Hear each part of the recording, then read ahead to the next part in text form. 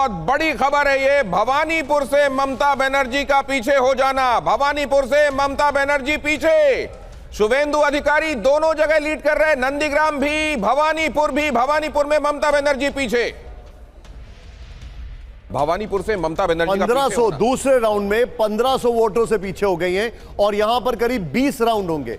ये दूसरे राउंड है। पहले राउंड में 2000 वोट से आगे चल रही थी, दूसरे राउंड में 1500 वोटों से पीछे हो गई हैं और 20 राउंड होगा। भवानीपुर में ममता बनर्जी पीछे चल रही हैं और नीचे 121 और 146, सिर्फ 2 क्लोज।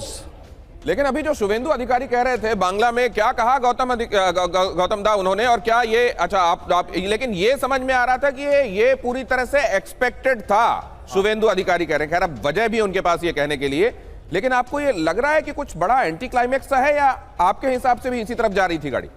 तो मुझे अभी तक जो ट्रेंड दिखाई दे रहा है, मुझे लगता नहीं है कि ज्यादा परिवर्तन होगा, क्योंकि ममता बनर्जी के खिलाफ स्विंग, लेकिन बंगाल में परिवर्तन हो गया। जो सीट उसका सेफ सीट माना जाता था, वो सीट में भी लड़ाई कांटे की हो रहा है, कुछ जगह पे पीछे भी है।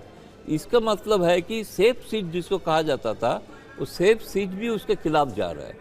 तो बीजेपी के लिए एक अच्छा, आप इसके पीछे का फैक्टर क्या देखते हैं? एंटी इनकम्बेंसी देखते हैं, क्या देखते हैं?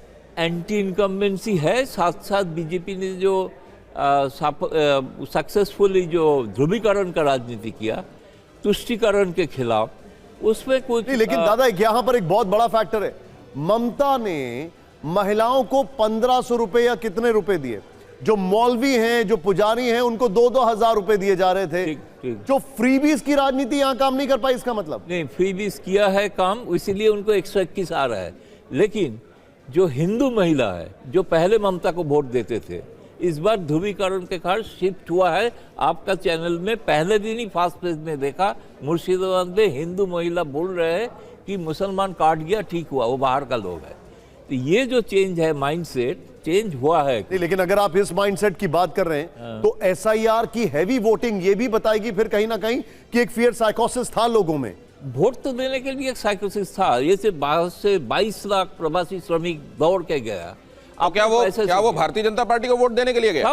सब भारतीय जनता पार्टी के कुछ लोग हैं जो इसका बाकी मतलब जगह पे काम करते हैं।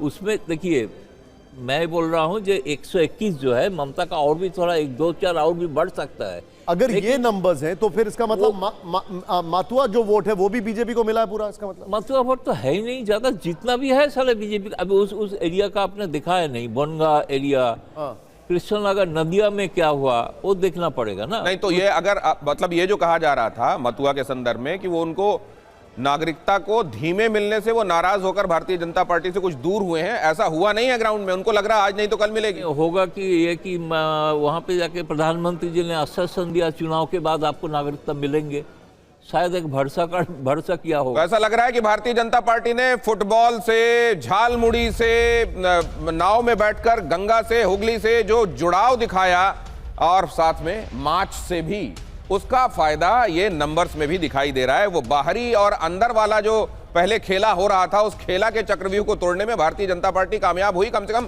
रुझान ये दिखाई दे रहे हैं। यहां 293 में से 286 सीटों के रुझान आप देख रहे हैं और इनमें 121 है तृणमूल कांग्रेस और भारतीय जनता पार्टी। 152 अब तो हाफवे मार्क से आगे, बहुमत से आगे, पहली बार 152 रुझान। 152 बीजेपी अभी तक के रुझानों में पहली बार सरकार बन गई। सरकारों में, रुझानों में सरकार बनाते हुए 152, 121